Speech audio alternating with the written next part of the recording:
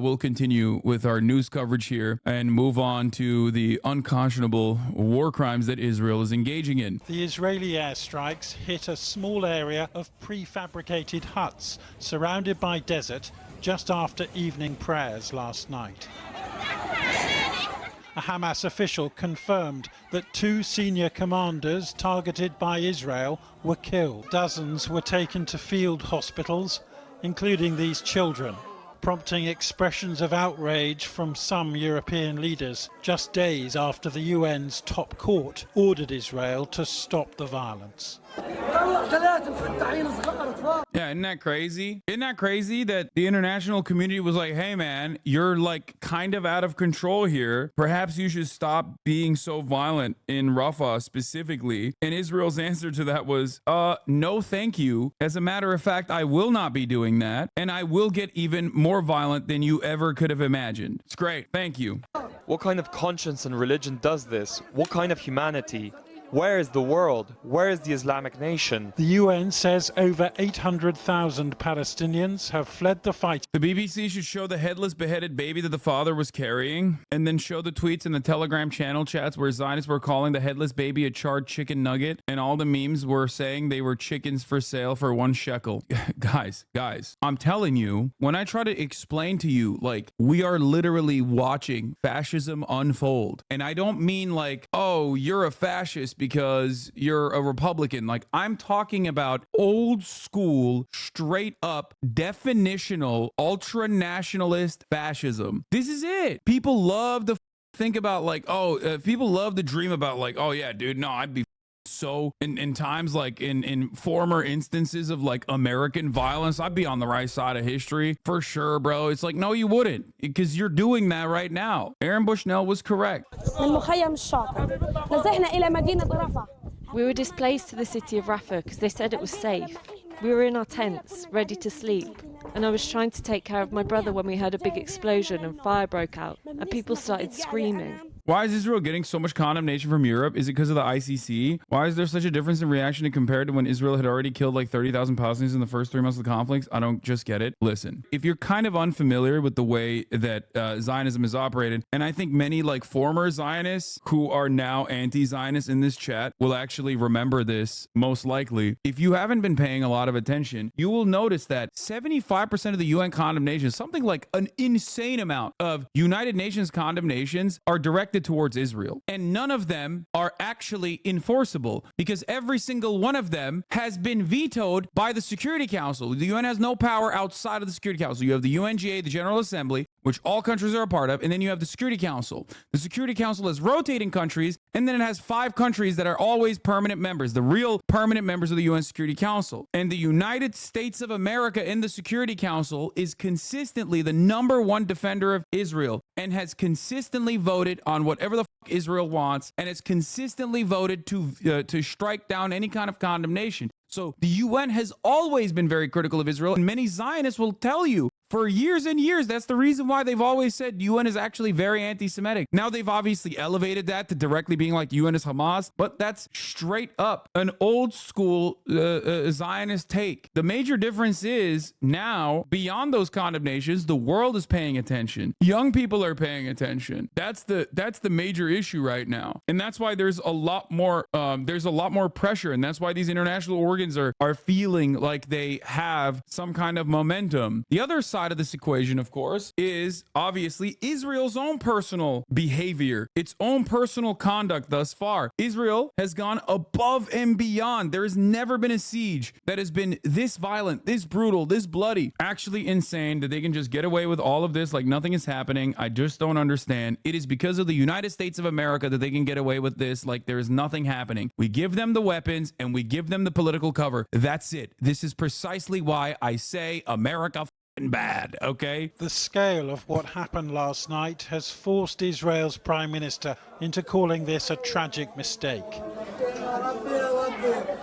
In Rafah, we already evacuated about 1 million non-combatant residents. And despite our utmost efforts not to harm non-combatants, something unfortunately went tragic. Yeah, oh, it's a tragic mistake. A tragic mistake. I never thought that this would happen. Oh, dude. Oh, yes. Thank you, HasanAbi. I literally thought you were going to use this as an opportunity to serve a 3-minute ad break at the top of the hour. So thank you for actually sending me, not that, but instead, the actual thing that the Israeli Defense Force tweeted last night. Oh my God. This is the other aspect of this that I have to mention, which is that the IDF did exactly the same fucking bullshit that they do every time. Every time.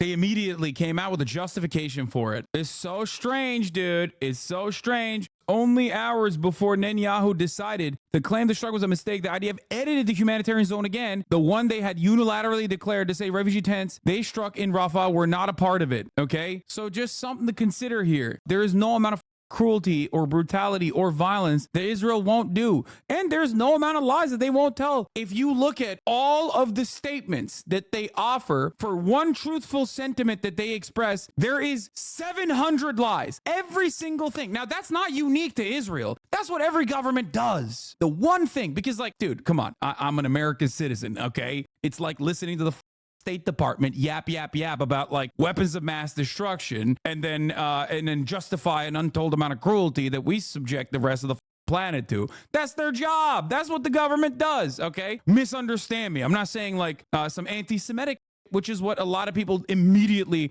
get into a defensive posture against and go, oh, you must be saying this because, oh, they're Jews, they lie all the time, right? No, motherfucker. They're the government. Of course they're going to lie. The difference, however, with the way and the consistency in which Israel lies is that they don't even put effort into it. And here's why. It's because they don't need to. Because America has nestled Israel in its bosom. That's why they don't think they need to lie adequately. It is basically the worst propaganda I've ever seen. The only thing I can think of is like when America tried to be like, Russia must have blown up its own pipeline. Do you remember that? The fuck are we doing here? You know what I mean? Like there was a mass blast where the American government was like, yeah, the Russia probably blew up its own pipeline.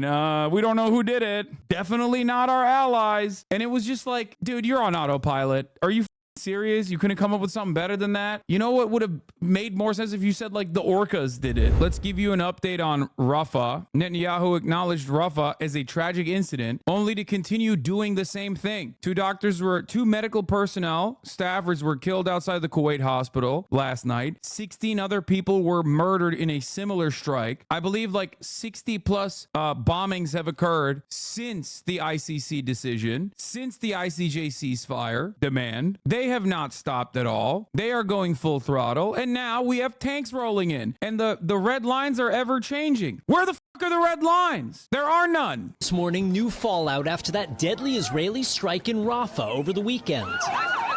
An Israeli official tells NBC News it appears that an IDF bomb ignited a gas tank at the tent camp, sending flames ripping through the site as displaced families slept in shelters made of wood and plastic. The IDF said the strike killed 2 senior Hamas commanders. But amid international criticism, Prime Minister Benjamin Netanyahu calling it a tragic incident and promising an investigation. Though giving no sign he'll halt the military offensive in Rafah. The White House says the images are heartbreaking, adding Israel must take every precaution possible to protect civilians. The death toll in Rafah bringing protesters onto the streets. From New York to Los Angeles, to Paris, where demonstrators clashed with police. Here it is. Now they're trying to do damage control, which is crazy because while they're trying to do damage control, they're simultaneously doing more damage, which they will inevitably have to do damage control over. So think about that. As we are having this conversation, Israel is rolling its tanks in the center of Rafah, the last remaining humanitarian safe zone. They're moving tanks into. Early hours after this attack, they were claiming victory, saying 2 higher up Hamas members were killed. But now there's a PR issue. It was an accident. Of course, that is how it always works. We didn't do it. It was a misfired rocket. Okay, we did it, but we were killing Hamas. Okay, there was no Hamas, but you know, this is an accident caused because of Hamas's war on Israel. They're genocidal. okay, there was no Hamas there, it was just civilians. We told them to be there, but then also we shot and killed them. But, you know, maybe you should stop paying attention to us because that seems a little anti-Semitic that you're constantly chirping about Israel doing shit. Genocide feels a lot better when you don't got a bitch in your ear telling you that it's unconscionable and inhumane to do so. They're back to this fake phone call bullshit. Bro. Who believes this any longer, man? Like, they've been doing this and recycling this literally since October 7. It's just so stupid, dude. Oh my God, bro. It is so bad. It's so bad. It's so fucking bad. My name is Mohammed. I am Hamas terrorist and I am using human shield. I hope Israel will never bomb us because they are most moral army. I will now share the facts that we've gathered so far. As you can see, in our aerial... I haven't even looked at the phone call, and my immediate reaction is it's most likely fake because Israel has faked phone calls a million times over. We'll dive into it. But the phone call, again, the phone call is almost always so made up. Two Gazas on the phone, and you can't even hear the sound of drones behind either. IDF not even trying. Yeah, I mean, we'll look at it. From the El Muasi humanitarian area, what we call the safer zone. Here is... Wait. Oh my God, bro. First of all, the safer zone. Remember, they call it the safer zone and not a safe zone. Why do they call it the safer zone and not a safe zone, you might ask? That is because a safe zone is a legal designation, and they do not have the interest in providing safety in the safe zone. So they try to say, oh, it's a safer zone, as in it's safer than the other zone that we're blowing up. But that doesn't mean you'll be safe there either. And you won't get running water. You won't get like, you won't get drinkable water, for example. Like in a safe zone, you're supposed to provide the civilians water, electricity, certain amenities, certain things for survival. And of course, a guarantee that they will not blow you up. So they go safer zone. They play fast and loose with this narrative. Where Hamas claims we struck. And here is where we conducted our strike against the Hamas senior commanders outside the area designated as a humanitarian area. Our aerial surveillance was filming prior to the strike in order to minimize civilian harm. Here is the footage from our strike of the specific structure where the senior Hamas commanders... Yeah, no other strikes happened, by the way, just that.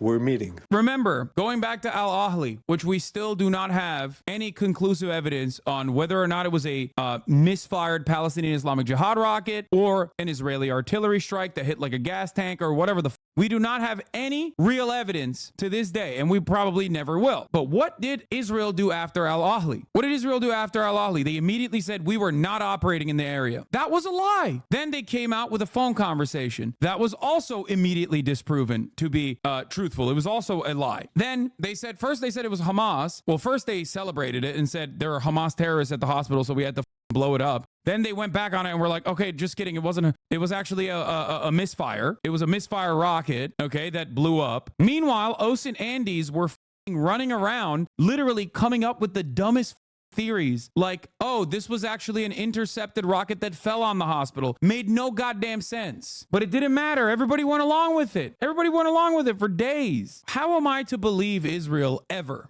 again? How? If I'm looking at this with fresh eyes since October 7, there is no way that I can trust what the Israeli government is saying. That level of skepticism is genuinely healthy, for the record, and you should exercise that for America as well, as I do, as you know. For example, America, when we're doing our many different invasions and occupations and whatnot, we will routinely lie about this too. We did this not that long ago under the Brandon administration. When we were leaving Kabul, we lobbed one last tomahawk for all the good times in the courtyard. If you remember, what did the DOD say about it? The DOD said, oh, we didn't actually kill a whole family. It was a terrorist. Turns out it was an aid worker and not a terrorist at all. Faulty intel. That came out afterwards due to the many different investigations that occurred. Due to the brilliant work at the time of the New York Times Visual Investigations Unit. But that didn't stop the DOD from lying, because that's what governments do. Our investigation seeks to determine what may have caused such a large fire fire to ignite. We are looking into all possibilities, including the option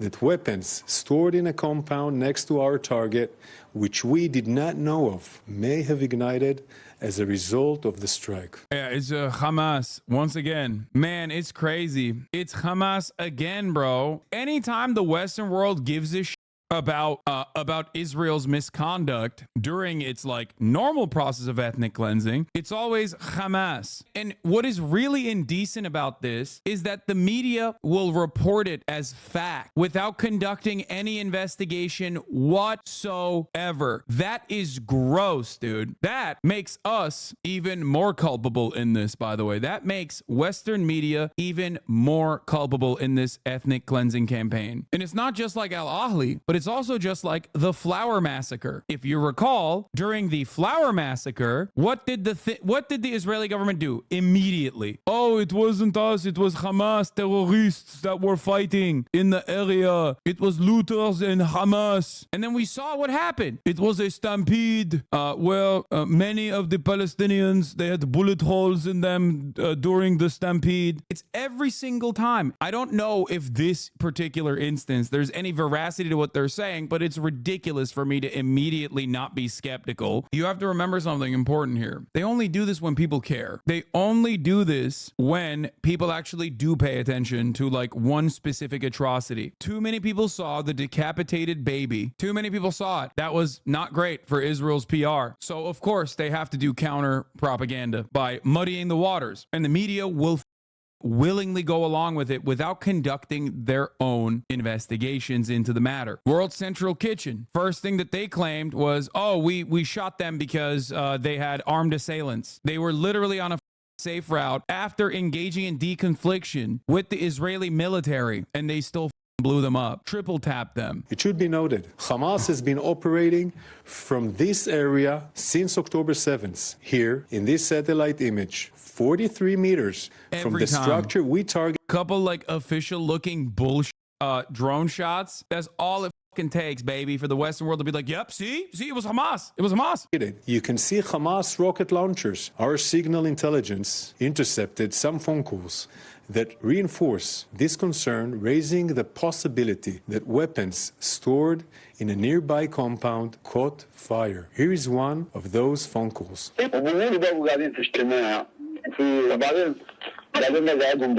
Wait, we can't even see it because of the Chiron. Yeah, isn't it wonderful how they always happen to find a phone conversation that identically parallels what they're now saying. Like they did not intercept phone conversation. They never have phone conversations intercepted at the moment of the strike. It's always like, it always takes like a day, but they immediately are able to find a phone conversation that details exactly what their argument is.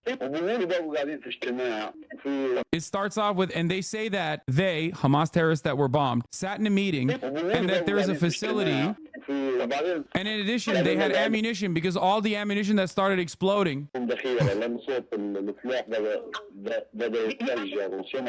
Bags of money were flying in the air. Abu Rafik. These ammunition that exploded were really ours? Yes, this is an ammunition warehouse. I tell you, it exploded. I mean, the Jewish bombing wasn't strong. It was a small missile because it didn't create a large hole.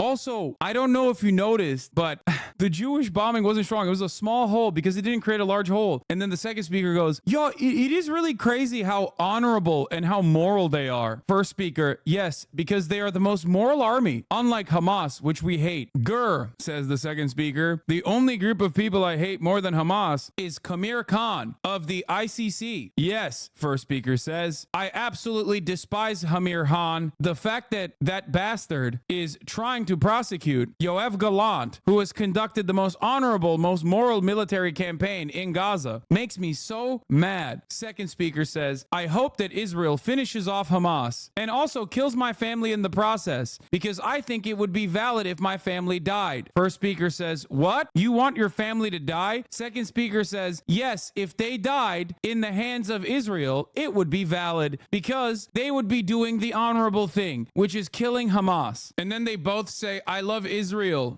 Yeah, they did this already. Hamas Operative 2. They're saying it belongs to Palestinian Islamic Jihad. It's from us, Hamas Operative 1. It looks like it, Hamas Operative 2. Hamas Operative 1. Who says this? They are saying that the shrapnel from the missile is local shrapnel and not like Israeli shrapnel. What are you saying, bleep? But God bless, it couldn't have found another place to explode. This was after the Al Ahli hospital explosion. Isn't it awesome that it's just so convenient for Israel that there's always like a couple Palestinians having a phone conversation that in the immediate aftermath of whatever the Israel did next, where they're just like calm, collected, and simply addressing all of the facts of the matter, that it was certainly not Israel. Israel has unimaginable amounts of surveillance, which they actually do. They do have 24/7 drone surveillance, but they can tap into every phone conversation of everyday Palestinians and Hamas militants. And yet they have not been able to find any of the hostages until they blow up a house where the hostages are in, and then they pick their corpses out of the rubble. How is that possible? Israel has Batman level surveillance of every single phone conversation that's occurring at any given moment, but for some reason they just can't find a single one of the fucking hostages, dude. Very odd. This is a actually very good point by Cenk, which is exactly what I'm trying to explain. Israel just murdered another 21 people in a tank camp that was supposed to be in the civilian evacuation zone near Rafah, but since there was no video of children on fire this time, they haven't bothered apologizing. Congress wants to give Netanyahu a standing ovation for this. He's absolutely right, because Israel does not ever call into question the record at all when there isn't enough stink about the people that they're murdering. Notice how they never had to talk about how it was Hamas when they killed 200 aid workers before the 7? Because when you don't give a in the Western world, they don't even care to do propaganda on it. Here, this is what our piece of shit had to say. So how does it violate the red line that the president laid out? As I said, we don't want to see a major ground operation. We haven't seen that at this point. How many more? Bro, that is Ed O'Keefe with CBS. When you got Ed O'Keefe with CBS openly rolling his eyes at what you are saying, when his primary function is literally to be a stenographer for the things that you're saying, you have to understand how deep in the pocket you are. His job is quite literally never to investigate. Douchey and the other Fox people are more contentious to the Democratic White House than Ed O'Keefe is. His job literally is to just go, okay, I'm writing exactly what you said here. When you are that far gone as Kirby is, and you are that bad at trying to massage the narrative, even Ed O'Keefe is rolling his fucking eyes at you. Charred corpses does he have to see before the president considers a change in policy? We don't want to see a single more innocent life taken, and this is unceremonious. This is not normal. Do you understand? The death and destruction that we are watching unfold is also not normal, but you have to remember, you have to understand something. Ed O'Keefe saying, how many more charred corpses does the White House have to see to enforce a red line? I've never fucking heard a person whose entire job is to be a part of the fucking White House press corps come out with this level of contention when there is a Democratic president in charge. Let's start in the Middle East, and Israeli tanks are now reported to have reached the very center of Rafah, the heart of the city in southern Gaza. By the way, this is directly ground assault. This is ground assault, as in the definitional clear cut, like the final boundary. Obviously, blowing up humanitarian aid convoys and blowing up supposedly safe zones and causing fires in tent cities that exist only because you caused explosions elsewhere. All of that is complete violations of the red line. But there is no, like, you're constantly finding the Biden administration redraw that red line over and over again. And the one thing that they kept saying is like the ground offensive. We just don't want a ground offensive. Well, now you have it. Now you have that too. As Israel carries out its most intense bombardment of Rafah since the war began, hundreds of Palestinian families who were already displaced have fled temporary shelters in Rafah following airstrikes and tank fire by Israeli forces overnight. Well, it all comes despite international condemnation over that Israeli airstrike on Sunday, which led to a devastating fire at a refugee camp, killing 45 people, including women and children. Now, the UN Security Council will be discussing the situation in Gaza later on. The Ministry of Health in Gaza, 21 were killed in the Israeli attack on a displaced persons camp in West Rafah, IDF. We were not attacked there. According to the ministry, 64 people were injured in the attack, including 10 in serious condition. The emergency committee of the Rafah municipality stated that most of the victims, both dead and wounded, are women and children. Wait, why are they saying that? Why are they admitting that? Oh, it's a mistranslation. They're saying they didn't attack there. Bro, that's so funny. Google Translate is Hamas. Gaza's health ministry said 17 of the dead were women and children. The IDF said they were not responsible for this strike.